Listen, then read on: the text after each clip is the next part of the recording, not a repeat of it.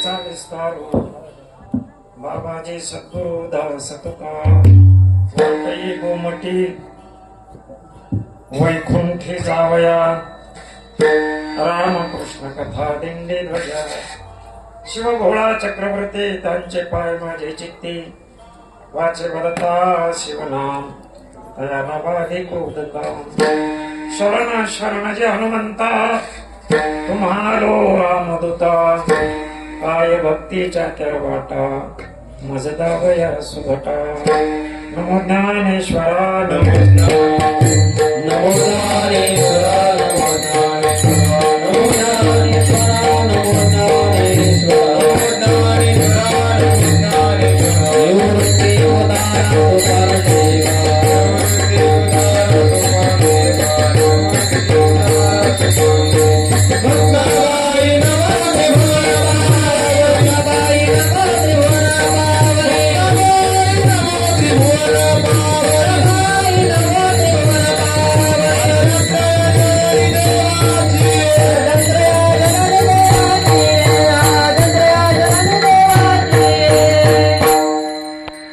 ज्ञानेश्वरा नमो ज्ञानेश्वरा नमो निवृत्ती उदारा सोपान देवा मुक्ताबाई नमो त्रिभुवन पावनी अग्रत्रय जननी देवाची शरण शरण एकनाथा पायी माथा ठेविला नका पाहू गुणदोष झालो दास पायांचा नमो सद्गुरु तुकया ज्ञान दीपा नमो सद्गुरु सच्चिदानंद रूपा नमो सद्गुरु भक्त कल्याण मूर्ती नमो सद्गुरु भास्कर पूर्ण कीर्ती सेवेला गे सेवक सेवेला गे सेवक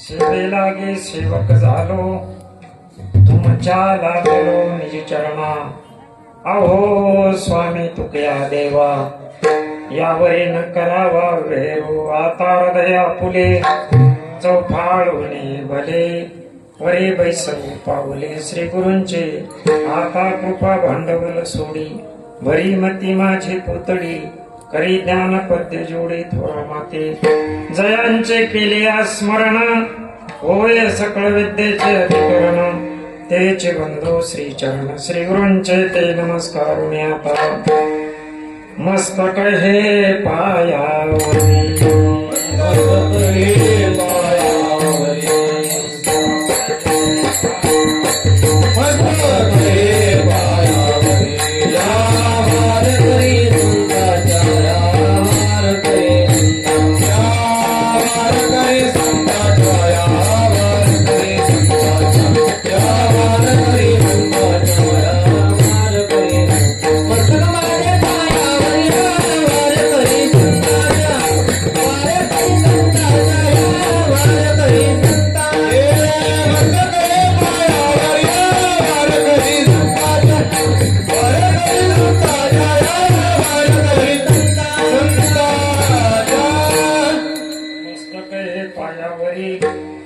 या वारकरी संतांच्या वचन ऐका कमलापती माझी रंगाची विनंती कर जोडी तो कथे काळी आपण सावे जवळी विठाला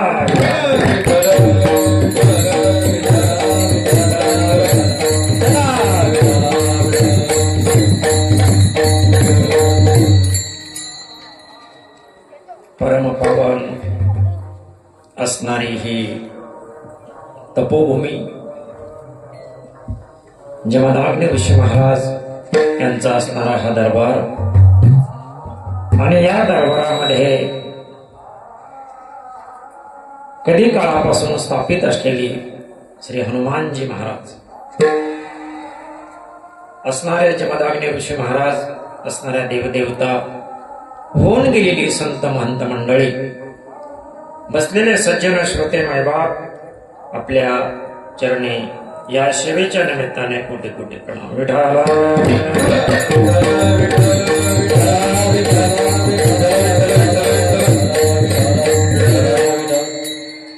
देवाची द्वारी उभा क्षण भरी तेने मुक्तिचारी साधेल. हरिमुखे मना पुण्याची गणना कोण करी. असोने संसारी जिव्हे वेग करी. वेदशास्त्र उभारे बाय सदा. ज्ञानदेव म्हणे व्यासाची खुणा द्वारकेचा राणा पांडवा घरी. हरिमुखे मना पुण्याची गणना कोण करी.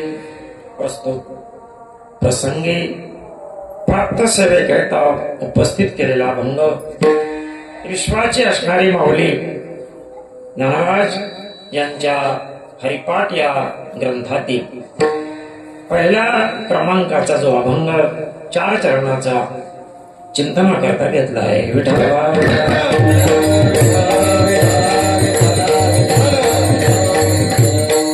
सेवेला प्रारंभ करण्यापूर्वी 2 शब्दाचा परिहार हा अत्यंत महत्वाचा आहे. आपल्या या शहापूरमध्ये जे हनुमानजीचं स्थान अनादी काळापासून या ठिकाणी आहे त्याला आपण पांढरीचा मारुती असं म्हणतात.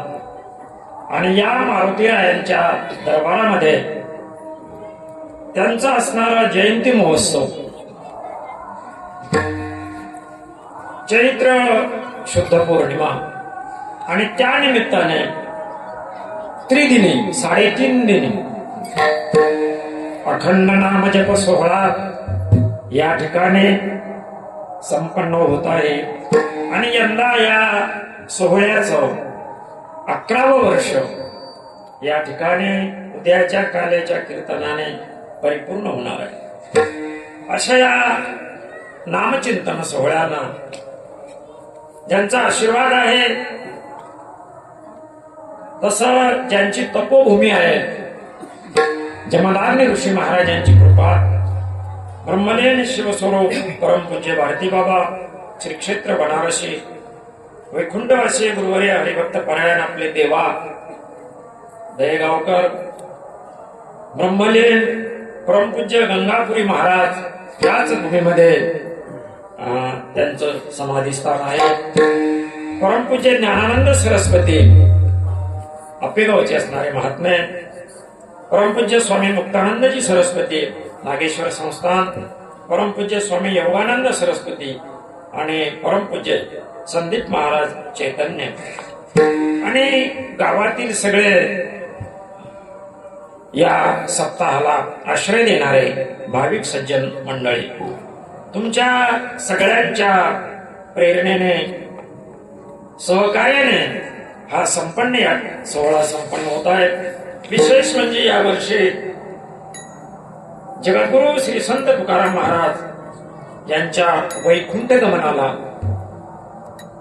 375 वर्ष म्हणजे त्रिशतकोत्तर अमृत महोत्सव सोहळा उभ्या भारत देशाने संपन्न केलेला आहे. त्यापैकी एक थोडा भाग आपण या ठिकाणी जगद्गुरु तुकोबारायांच्या बालक्रीडेत पारायण या ठिकाणी ठेवलेला आहे.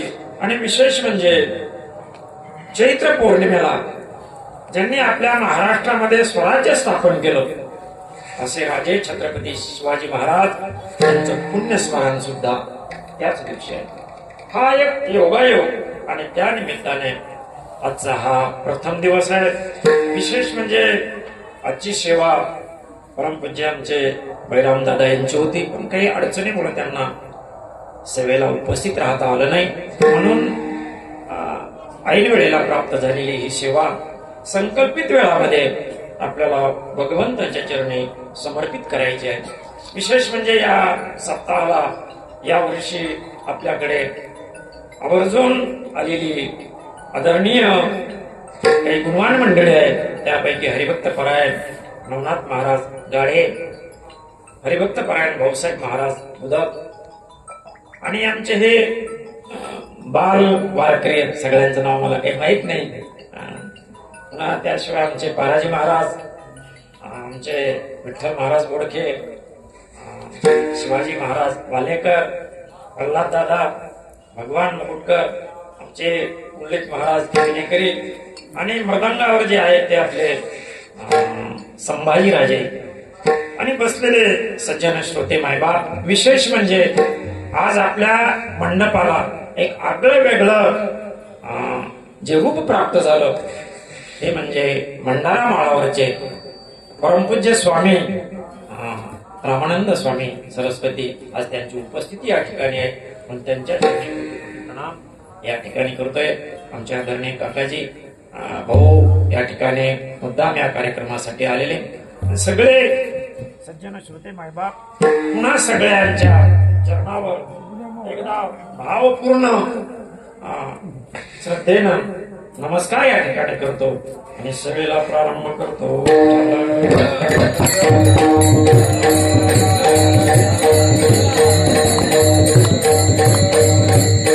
अभंग महावैष्णव माऊली ज्ञानोबा यांचा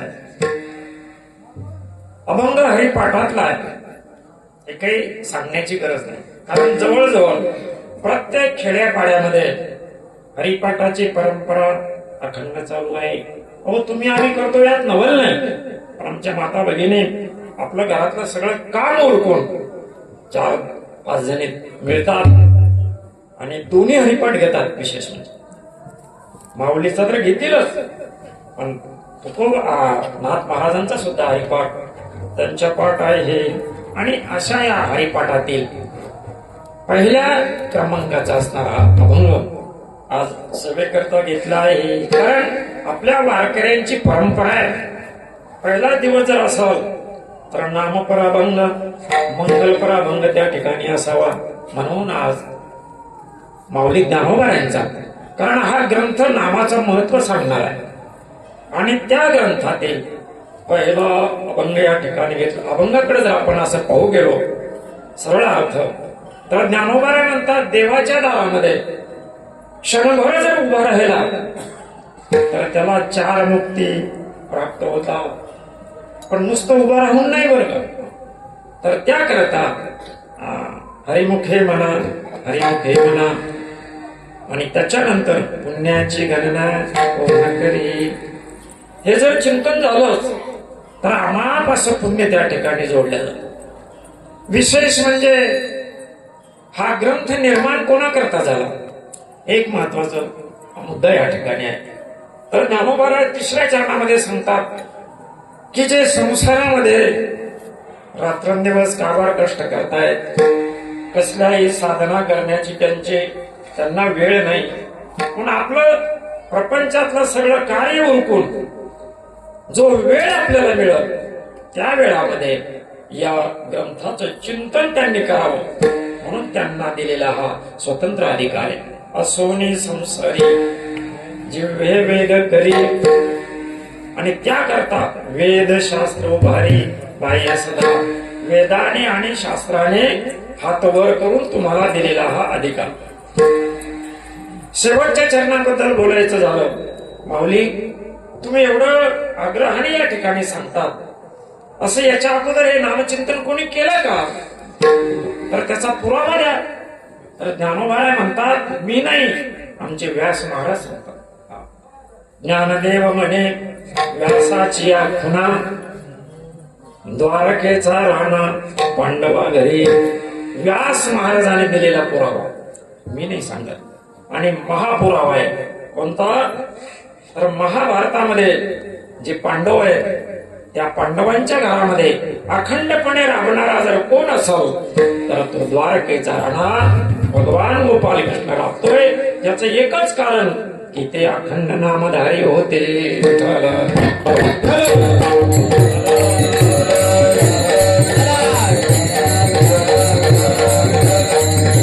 अभंगाचा हा सरळ अर्थ आहे. अभंगाकडे जर बारीक आपण चिंतन करू गेलो तर ज्ञानोबा यांनी अभंगामध्ये अनुबंध चतुष्ट असा साधलेला आहे. पहिला या ठिकाणी या नामचिंतनाचा अधिकारी निवडला, दुसरा विषय निवडला, तिसरं त्याचं प्रयोजन निवडलं आणि चौथा त्याचा संबंध साधला. असं क्रमशीर आपल्याला या ठिकाणी थोडस चिंतन मांडायचं. अधिकारी हा शब्द आला तर काही कार्य करण्याकरता काही विशिष्ट प्रकारचे अधिकारी लागतात. यज्ञयाग जर करायचा असेल तर त्याच्याकरता अधिकारी, काही वेद आहे, वेदाने थोडा कृपणपणा केला, तिथं शूद्र आणि स्त्रीला अधिकार दिला नाही. इतर जे काही साधनं आहेत ते जरा अडचणीचे आहेत, तिथपर्यंत सर्वसामान्य माणूस जाऊ शकत नाही. यज्ञयाग स्वर्ग भोग आडये,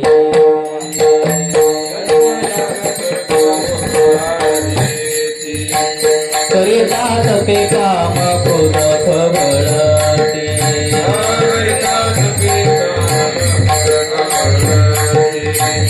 नित्या नित्या प्रेम अभिमान वाढते,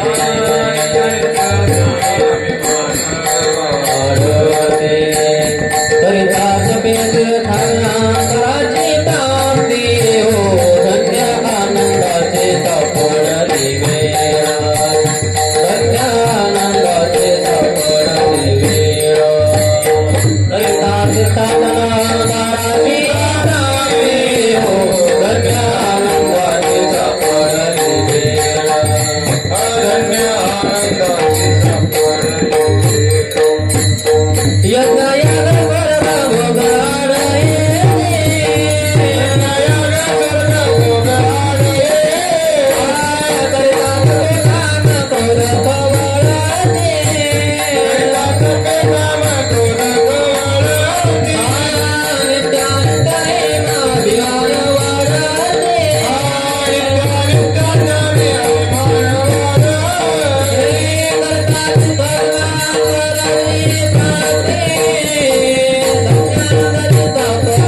अभिमान वाढते,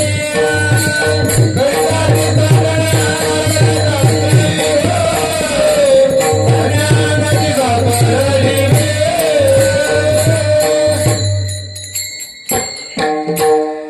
सुंदर आपलं निळोबा यांचं प्रमाण दिलं. करिता यज्ञ याग स्वर भोगाडेती,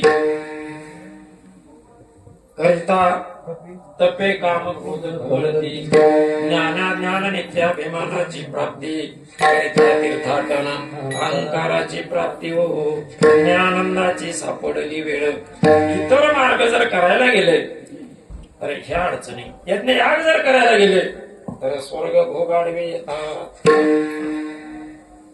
तप करायला गेले तर काम क्रोध खवळतात, ज्ञान प्राप्त करायला गेले तर काय येतं, अभिमान वाढतो, आणि तीर्थयात्रा जर करायला गेली तर अहंकार वाढतो, आणि त्याच्यामुळं जे साध्य करायचं ते साध्य प्राप्त होत नाही. म्हणून या सगळ्या साधनाला निळोबाने बाजूला घेतलं. ऐशे मार्ग शोधिले नाना परी, न येते प्रचिते म्हणून सांडिले गुरी, आता गाऊ नाचो गीते हा मुरारी, निळा म्हणे करू प्रपंच हरी हो. हे सगळं बाजूला टाकू पण फक्त एक भगवंताचं नाम आपल्या कंठामध्ये आपण धरू.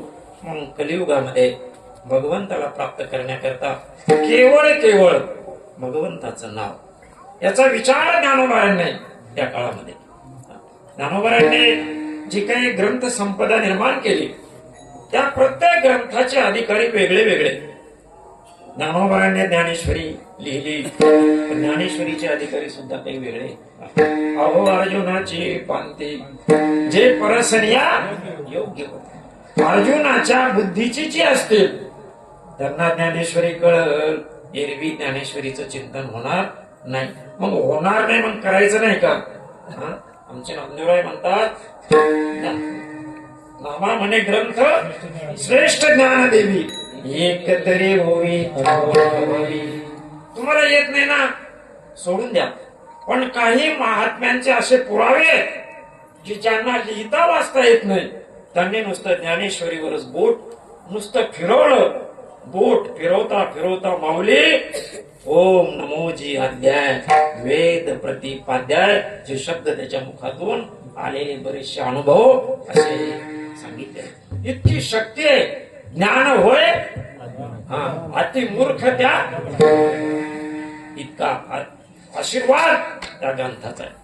म्हणून अवघड आहे थोडं. ज्ञानोबा म्हणले ठेवा बाजूला. त्याच्यानंतर अनुभव अमृत हा तर सिद्धा करता केलेला ग्रंथ, याचा अधिकारी पुन्हा वेगळा आहे. त्याच्यानंतर चांगदेव 65 ही केवळ योग्या करता निर्माण केली. ज्ञानोबाने असं समाजाकडे पाहिलं की या ठिकाणी हे सगळे अधिकारी वेगळे आहेत, पण माझे राबराब लाभणारे कष्टकरी आहेत, त्यांना वेळ नाही आणि उद्धार त्यांचा होणं गरजेचं. कारण आईला जरी 2-4 मुलं असले आणि एखादा जर अति वेडा किंवा मूर्ख जरी असला तर तिची कळकळ खरं त्या आईला. तशी विश्वाची माऊली म्हणून ज्ञानोबा ही विश्वाची माऊली. आईचं अंतकरण फक्त कोणाचं असेल तर ते फक्त संतांचं. एरवी आईचं अंतकरण नाही. आज व्यवहारामध्ये जरी आई असली तर ती फक्त प्रेम आपल्या स्वतःच्या मुलाला देते, दुसऱ्याच्या मुलाला ती प्रेम देऊ शकत नाही. पण अखंड विश्वाला ज्यांनी प्रेम दिलं ती आमची आई म्हणजे ज्ञानोबा. ज्ञानोबारांचं जीवन जर आपण पाहिलं तर किती आघात त्यांनी सहन केले हो. त्यांचं चरित्र जर ऐकायला गेलो वाचायला गेलो तर अंतकरण भरून येतो. ज्यावेळेस ते भावंड होते लहान असे, आई वडिलांना जगाच्या म्हणण्याप्रमाणे देह त्याग करावा लागला, पण देह त्याग करून सुद्धा त्यांचा छळ जगाने थांबवला नाही. कोण होतं त्यांच्या पाठीमागे? त्यांना समजायला कोण होतं? धीर द्यायला कोण होतं? कोणीच नव्हतं. किती आघात त्या माऊलीनं सहन केला. फक्त त्यांच्या चरित्रामध्ये असा भाग आलेला आहे की भोजलिंग काका नावाचे पांचाळ सुद्धा, कारण ते माहुरगडचे होते, त्यांच्या आणि ज्ञानोबारांच्या वडिलांची मैत्री होती. ते तिथून पांचाळेश्वरला काही दिवस राहिले. पण ज्यावेळेस विठ्ठल पंतांनी देहत्याग केला त्यावेळेस भगवान सिद्धेश्वराने भोजलिंग काकाच्या स्वप्नामध्ये सांगितलं की बाबा तू आता पांचाळेश्वरला राहू नको, तू आळंदीला जा. तुझे जे मित्र आहेत त्यांच्या पोटी प्रत्यक्ष जगातले विश्वातले 3 देवता नाही 4 देवता आलेले, त्यांच्या पाठीवर हात ठेवणारा कोणी नाही, त्यांचं लालन पालन करणारा कोणी नाही, तर तो आळंदीला. त्यावेळेस भोजलिंग काका आळंदीला आले. केवळ ज्ञानोबारांच्या पाठीमाग पैठणला ज्या वेळेस ती ब्रह्मसभा भरली त्यावेळेस 2च माणसं त्यांच्या पाठीमागे होते. एक भोजलिंग काका आणि दुसरे कृष्णाजी पंत देवकुळे, म्हणजे त्यांच्या वडिलांचे आजोबा. कारण विठ्ठल पंतांचं मामा हे पैठणचे होते. हे 2च माणसं त्यांच्या पाठी. एवढ्या मोठ्या सभेमध्ये त्यांना नाही शुद्धीपत्र मिळालं. पण ज्यावेळेस चमत्कार दाखवला त्यावेळेस हेच न्याय देणारे ज्ञानोबारांच्या पायाला लागले. इतकं असून मी काही ताट होते ते होतेच.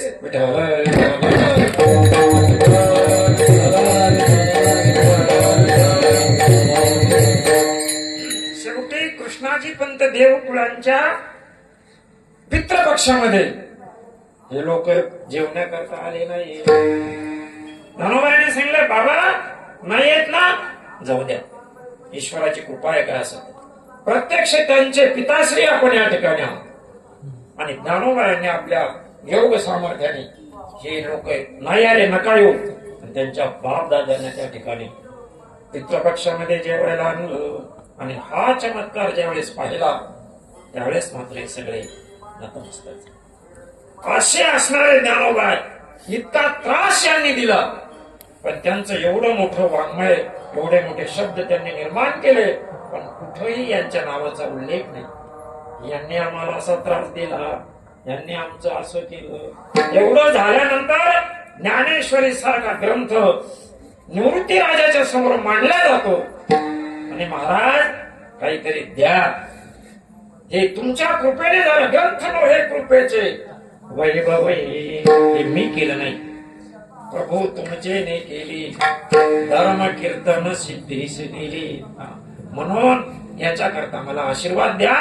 आणि त्या आशीर्वादामध्ये पहिल्यांनी या दुष्ट लोकांकरता त्यांनी मागितलं काय, जे खाची व्यंकटी साडो तया सत्कर्मरती वाढो. दुष्टा करता ज्यांनी त्रास दिला त्यांच्याकरता अगोदर मागणारे आमचे ज्ञानोबा आहेत. म्हणून विश्वाची माऊली होण्याचं भाग्य त्यांच्या वाट्याला आलं. त्यांच्या हरिपाठ ग्रंथाचा निर्मितीचा उद्देशच हा की माझ्या अनाथ दीन ज्यांना काही कळत नाही, अक्षराची ओळख नाही, अशा करता 27 अभंगाचा हरिपाठ ग्रंथ तुमच्या आमच्या हातात दिला. विठाला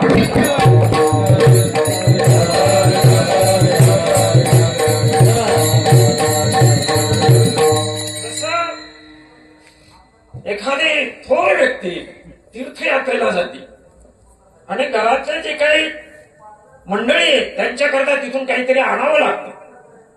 मग ज्याची जशी योग्यता असेल तसं त्याला त्या ठिकाणून भेट वस्तू आणावी लागते. पण ज्या वेळेस लहान बालक आहे त्या बालकाला जर सोन्याची अंगठी देऊन काही उपयोग होईल का? मग ज्याला साहेब ओझे तैसे त्यास अधिकार तैसा डावी याला मार्ग. मग त्या लहान मुलाकरता तो बाबा खाऊच घेऊन खाऊ दिला की तो खुश होतो. तसं व्यवहारामध्ये अधिकारी ज्ञानोबा यांनी आपल्या बुद्धीने शोधले आणि योग्य अधिकाऱ्याकरता योग्य खाऊ दिला, तो म्हणजे हरिपाठ.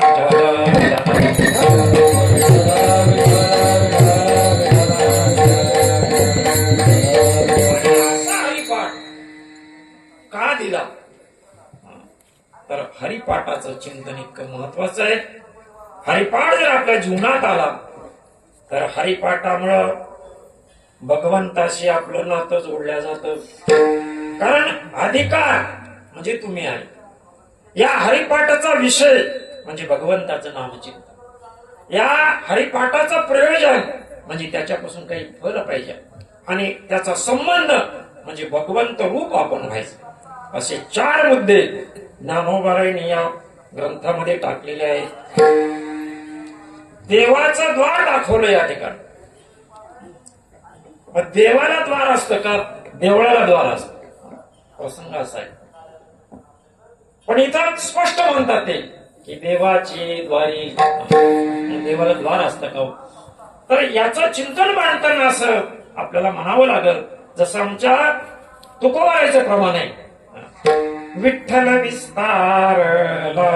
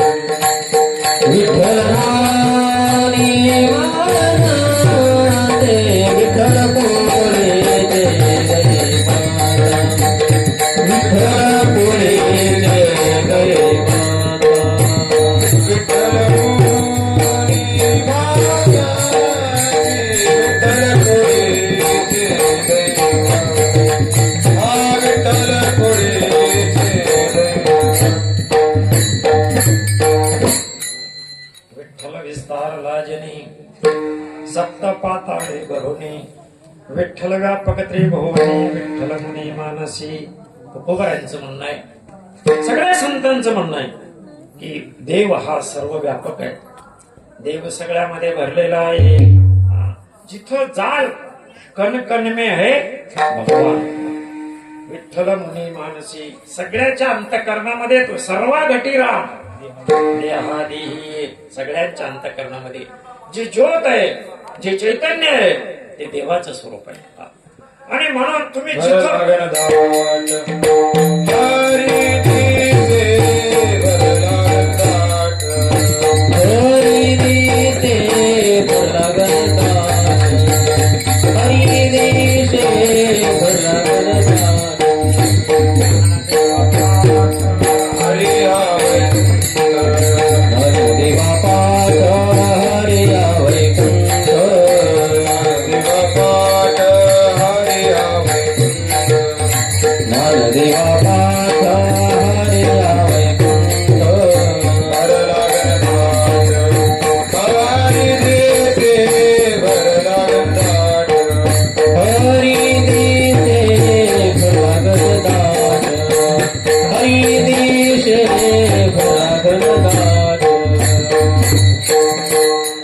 ज्ञानदेव पाठ हरी हा वैकुंठ भरला घनदाट हरी दिसे जिकडं पाहिलं तिकडं विठ्ठल लावी पिसे जिकडे पावे तिकडे दिसे नाथमाळा सुद्धा ते सांगतात असा हा भगवंत.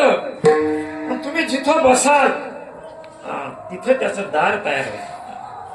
तसं आपण पहा आपल्याला ती सांगायची गरज पडायला लागली आता. धर्मवेडे असणारे काही माणसं काही समाज आहे धर्मवेडा त्यांचा टाइम झाला की जे तिथं असते तिथं ते रुमाल टाकणार आणि त्या भगवंताची आराधना करणार. म्हणून काही काही बोध त्यांच्याकडून आपण घ्यायला पाहिजे. अहो त्यांचा वेळ कधी चुकणार नाही. त्यांची जी काही देवाला आळवण्याची जी पद्धत आहे ती किती एक निष्ठेने आहे. आपण किती कमी पडतो ज्याचं त्यातील ज्यांनी त्यांनी चिंतन करा. आपल्याला कोणावर म्हणजे टीका म्हणून बोलायचं नाही पण त्यांच्या आणि आपल्यामध्ये किती फरक आहे. आपण किती म्हणजे एकत्राने येण्याचे किती प्रयत्न करतो आपण पण नाही शक्य होत त्या किती एकत्रेने येण्याचा प्रयत्न करतात. असा हा भगवान सर्वत्र व्यापलेला आहे. म्हणून तुम्हाला देवळाच्या द्वारात बसण्याची गरज नाही. तुम्ही जिथं बसाल तिथं बसा. पण शब्द कसा आहे क्षणभर हा क्षण महत्वाचा. अहो आयुष्याचे आयुष्य जात देव स्वप्नात येत नाही. ज्ञानोबा म्हणतात एका क्षणामध्ये तुम्हाला चारी मुक्ती प्राप्त होत्या कसं शक्य आहे. परंतु हे महात्म्यांचे शब्द आहे. हा एक क्षण म्हणजे तुमचं आमचं संपूर्ण आयुष्य. तुम्ही थोडं पाठीमागे चला. हे कलियुग आहे. कलियुगामध्ये 100 वर्षाचे पण जसं मागे जाऊ तस एक एक शून्य त्याच्यावर टाकीत चालायचं. 4 युगाचे 4 शून्य जर टाकले तर कृतयुगाचं आयुष्य होतं 1 लाखाचं. आणि त्याच्या अगोदर जर आपण विचार केला तर पुराणातला एक थोडासा भाग आहे. मार्कंडे नावाचे एक ऋषी होऊन गेले. त्यांना आयुष्य होतं 14 वर्षाचं. काळ आला पण भगवान शंकराचे ते उपासक होते. काळ आल्यानंतर त्यांनी पिंडीला मिठी मारली. काळ दारामध्ये थांबला. भगवान शंकरांनी विचारलं कोण आणि महाराज मी काळ. कशा करतात मार्कंड्याला घेऊन जायचं.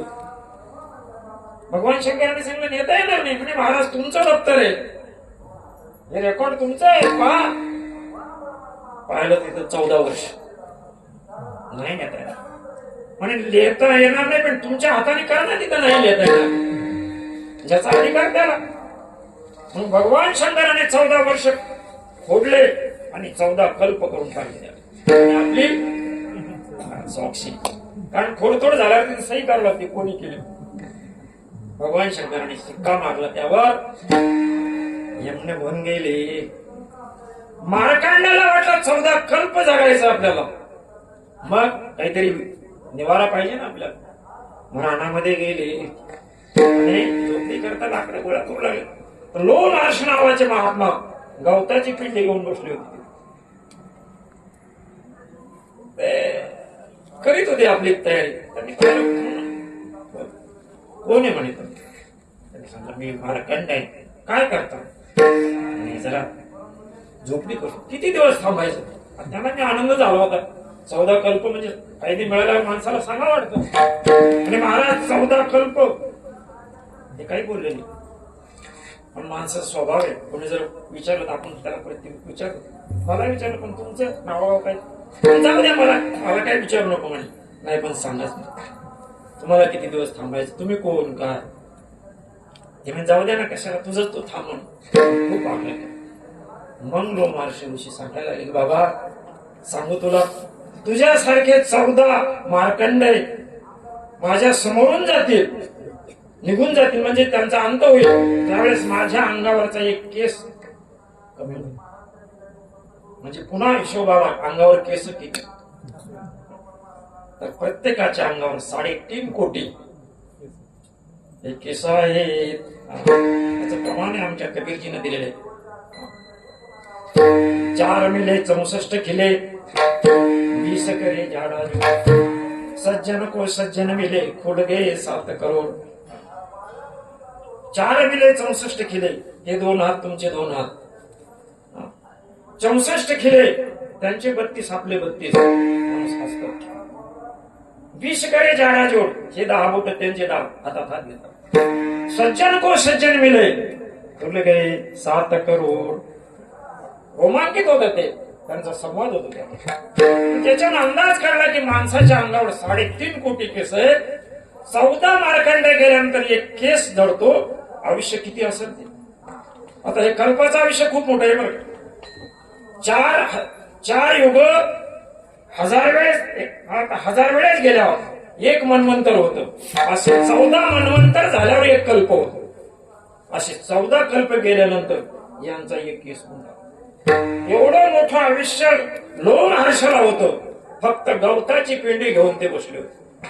कारण तेवढं आयुष्य सुद्धा त्यांना कमी वाटत होतं भगवंताच्या नामचिंतनात. त्यांच्या आयुष्यात पुढे आपलं क्षण नाही तर काय नाही तरी काय क्षणभंगूर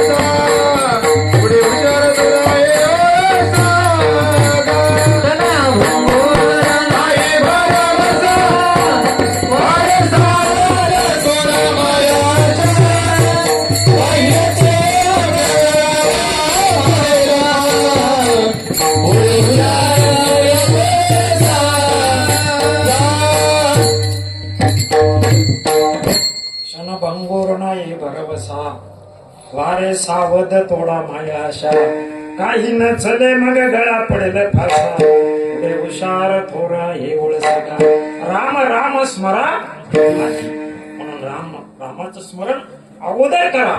वेळ निघून जाईल आणि वेळ चाललेली आयुष्य जात आहे हे पहा. काळ जपत से महा स्वहिताचा घोरवा ध्यानी रहा श्री हरीच्या कर जोडून विनवित तुम्हारे कर जोडून विनवित तुम्हारे कर जोडून विनवित तुम्हारे कर जोडून विनवित तुम्हारे कर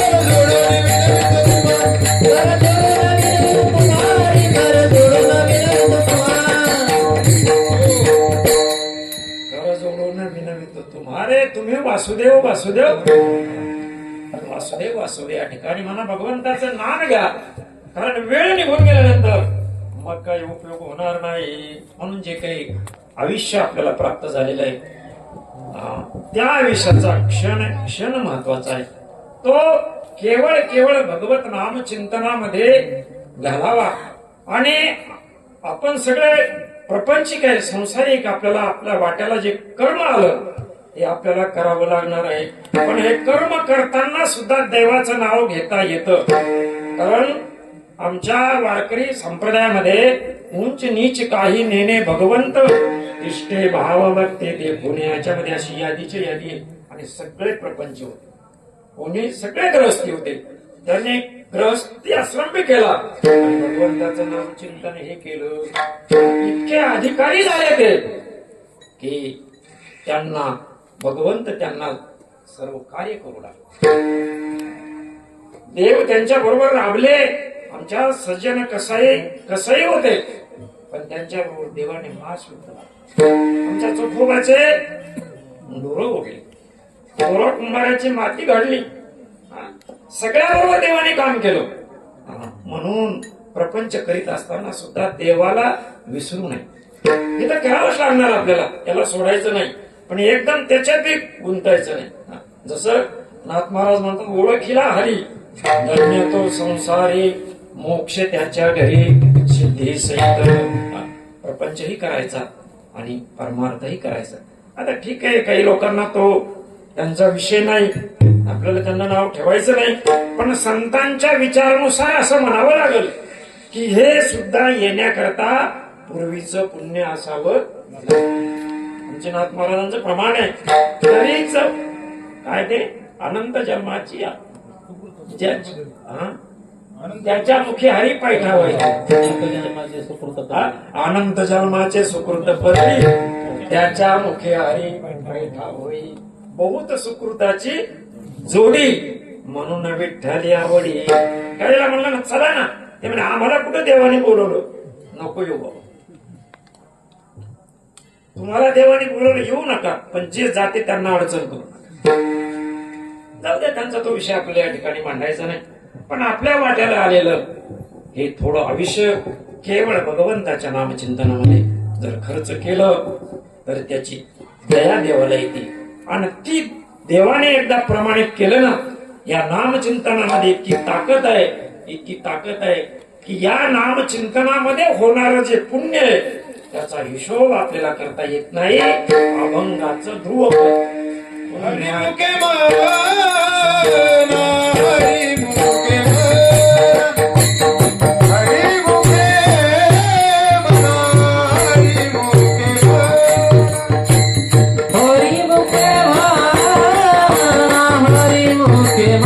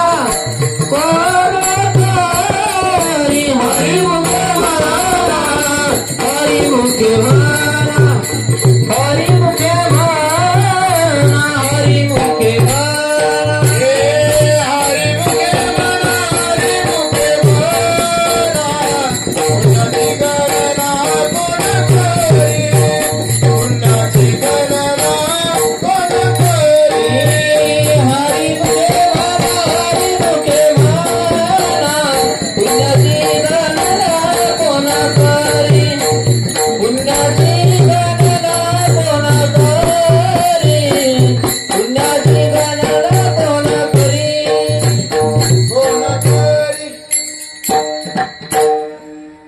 मुखे म्हणा अरे मुखे म्हणा पुण्याची गणना कोण करी. पुण्य जर करायचं म्हटलं तर आपण काय करतोय आपल्याला माहित नाही आणि कशाने पुण्य होईल हे आपल्याला माहित नाही. दान धर्म करायला गेलो तर पुण्यच घडतं असं सांगता येईल. कारण त्या नृगराजाने गायी दान दिल्या होत्या. पुराणात दिसत आहे दिलेली गाय परत येते आणि ती गाय पुन्हा दुसऱ्या ब्राह्मणाला दिली जाते. ज्याच्याकडे परत आली तो तीच गाय मागतो आणि पुन्हा दिली तो सुद्धा नाही आता ही मी परत देतो. शेवटी त्या ब्राह्मण लोकांनी त्या राजाला शाप देऊन टाकला बा राजा जर असा तू असेल तर तू सरड्याच्या जन्माला जाईल. काय वाईट केलं होतं ते. म्हणून दान सुद्धा पात्र पाहून दान केलं पाहिजे. एसटी स्टँडवर जे पैसे मागतात ना ते लय विचित्र असतात. आपण त्यांच्या काय आपला विषय नाही तो पण त्यांच्याकडून पैसा घेणं म्हणजे केवळ जाऊ द्या तो विषय फक्त पैसा आहे पात्र पाहून द्यायचं. सर्वाभूती जीव सगळ्याला घाला पण पैसा विचार करून द्या. तेव्हा जर आपण एखाद्याला पैसा दिला त्याने जर तिकडे जाऊन दारू पेला तर त्याच्याबरोबर आपल्याला घेऊन जातो. म्हणून दान धर्म करताना सुद्धा विचार करून करावं लागतं. मग सगळ्यात सोपं यज्ञयाग जर केलं तर स्वर्ग भोग आडवा येते. तपतीर्थन करायला गेले तर काम करून खवळतात पण सिद्धीपर्यंत जाता येत नाही काहीतरी आडवं येत. पण सगळ्यात सोपं साधन साधू संतांनी जर केलं असेल तर ते फक्त केवळ आपल्या गावाला त्याचा मोठा अनुभव आहे. 1996 ला ज्यावेळेस आपल्या संपूर्ण गावाने ज्ञानोबारांची शताब्दी आपल्या कॉलनीमध्ये केली सगळे त्याला साक्षी आहेत. आज ते वड सुद्धा जसेच्या तसे जिथं आपलं अन्नदान चालायचं त्याच्यावर 4 आग्यामुळे होते सगळ्यांनी पाहिले. 9 दिवस त्या ठिकाणी स्वयंपाक झाला पण एक माशी उठली नाही. अहो त्या आग्या मोहळला उदबत्तीचा धूर सहन होत नाही. पण मनात जर आलं तर तुम्ही आम्ही मदत करूयात नवल नाही. पण चराचरातले जीव जंतू सुद्धा भगवंताच्या नामचिंतनाला मदत करतात हे आपण डोळ्याने पाहिली. अशीच घटना भाऊ 2005 ला आम्ही गड महाराज आपल्याकडे येतात मेळामध्ये असे झाले आणि कलश रोहन होते आपले भारती भावांच्या हस्ते. कळसाला संपूर्ण आग्यानं होळ लागलेलं. सगळे म्हणले आता उद्या कळस मांडायचा आहे. माशा जात्याल कशा बरेचसे जाईल म्हणे आपण भिलाला याला हे होते आपले बाळ कृष्णदेव ते म्हणे काही नका करू.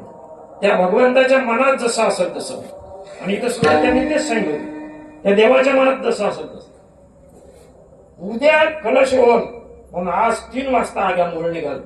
हे विठ्ठल महाराज होते ते मोठे असा अंधार पडल्यासारखा ते काय आवाज करीत निघते. दुसऱ्या दिवशी ज्या दिवशी कलश रोहन आहे त्या दिवशी एक माशी नाही. कलश रोहन झालं आणि रात्री कधी आले माहित नाही. सकाळी कोणा गच्च हे सुंदर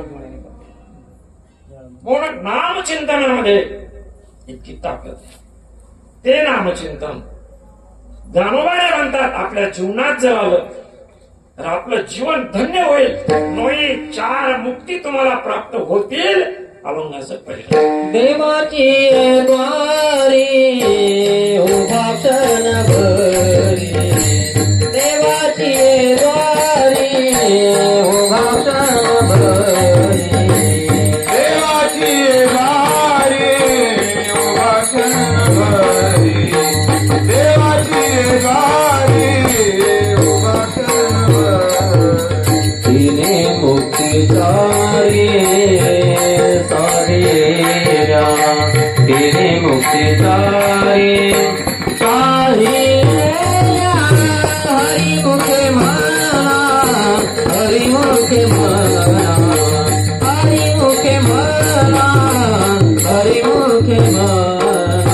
तिने मुक्तीचारी सारेरा.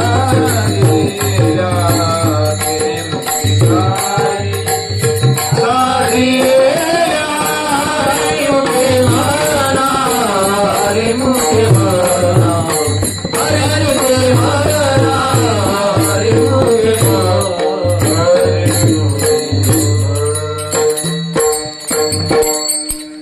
ज्ञानोबांचे शब्द आहेत. कारण कोणतंही कार्य करायचं त्या कार्याच्या पाठीमाग काहीतरी फल असणं गरजेचं आहे. त्याच्याशिवाय कार्य होऊ शकत नाही. काहीतरी स्वार्थ त्या ठिकाणी असावा. मग वेडा जरी माणूस असला तरी त्याला काहीतरी लोभ त्याला प्राप्त व्हावा. तसं ज्ञानोबा म्हणतात नामस्मरण करा, ते फुकट जाणार नाही, तुमच्या जीवनाचं कृत कल्याण द्या. जे काही नरदेव भगवंताने हा आपल्याला प्राप्त करून दिला, हा फार सायासाने मिळाला. पुन्हा पुन्हा